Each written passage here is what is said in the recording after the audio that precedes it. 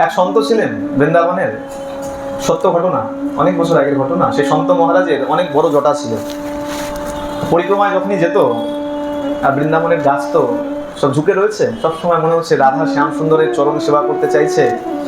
তুই বাবা যখন পরিক্রমা লাগাতো, মাথা নিচু করে করে যেত, আর কোনো একদিন নিচু করে যেতে গিয়ে অনেকদিন নিত্য পরিক্রমা লাগায়, আর আজকে পরিক্রমা লাগাতে গিয়ে গাছের ডালের মধ্যে জটা ফেসে গেছে। অনেক চেষ্টা করেছে, ছাড়েনি।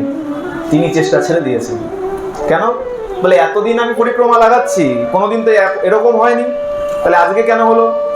এখন চিন্তা করছেন, আচ্ছা বেশ, তাহলে এটা এমনি এমনি হয়নি, যে করেছে সে এসে যদি ছাড়ায় তাহলেই আমি ঘরে যাব, নচেত ঘরে যাব না।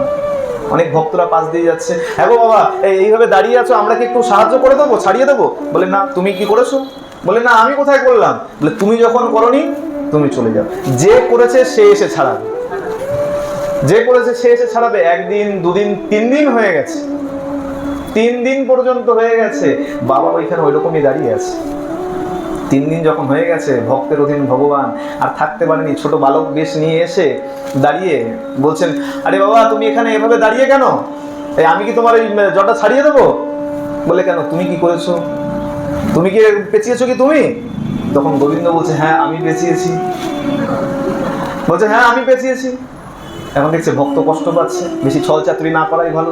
বলে আচ্ছা তুমি করেছো, তুমি কে? বলে আমি শ্রীকৃষ্ণ। বলে তুমি কৃষ্ণ?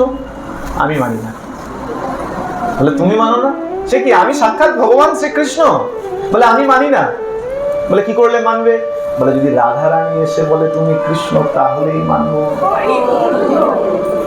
বাবা দাঁড়িয়ে আছে আর ভক্তের অধীন ভগবান, ভক্তের কষ্ট দেখতে পাচ্ছেন না।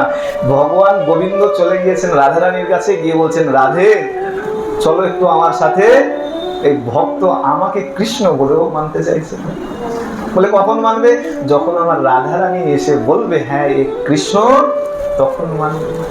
সত্য সত্যই রাধারানী যখন কৃষ্ণের সঙ্গে গিয়েছেন আর ওই বাবাকে গিয়ে বলেছে, আরে বাবা এ সত্যই কৃষ্ণ, ইনি আমার প্রাণনাথ শ্রী গোবিন্দ, এই যে এসেছিল ইনি সাক্ষাৎ কৃষ্ণ, দাও তোমার জটা খুলে দিই। তখন গোবিন্দ বলছে, আচ্ছা একটু আগেও তো আমি এসে বলেছিলাম যে আমি সাক্ষাৎ ভগবান, তখন শুনলে না? আর রাধারানী এসে বললো আর তখনই মেনে নিলে। বলে দেখো, প্রথম কথা হচ্ছে এই বৃন্দাবন হলো তার, সে যখন তোমাকে সার্টিফাই করেছে যে হ্যাঁ এ কৃষ্ণ, তাহলে 100% তুমি কৃষ্ণ। আর দ্বিতীয়ত বলে সেই কৃষ্ণের কোনো দাম নাই যার বামে আমার রাধা রানী নাম। প্রেম সে বলো।